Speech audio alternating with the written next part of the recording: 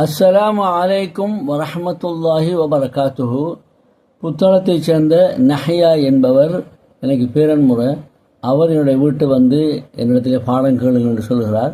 அவர் சூரத்துல் ஃபாத்திஹா ஓதப்போகிறார். சூரத்துல் ஃபாத்திஹா தான் இந்த குர்ஆனிலே மிகச் சிறப்புக்குரிய சூரத்து. அந்த சூரத்தை ஓதினால் 7 முறை ஓதினால் அவருடைய வருத்தம் சோமாகும். 21 முறை ஓதினால் அனைத்து வருத்தங்களும் சோமாகும். தொழுகையிலும் ஓத வேண்டும். எப்படி ஓதுங்கள் பார்ப்போம். ஓதுங்க பார்ப்போம். أعوذ بالله من الشيطان الرجيم.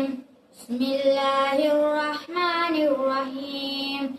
الحمد لله رب العالمين الرحمن الرحيم مالك يوم الدين إياك نعبد وإياك نستعين اهدنا الصراط المستقيم صراط الذين أنعمت عليهم غير المغضوب عليهم ولا الضالين. آمين. ما شاء الله ما شاء الله.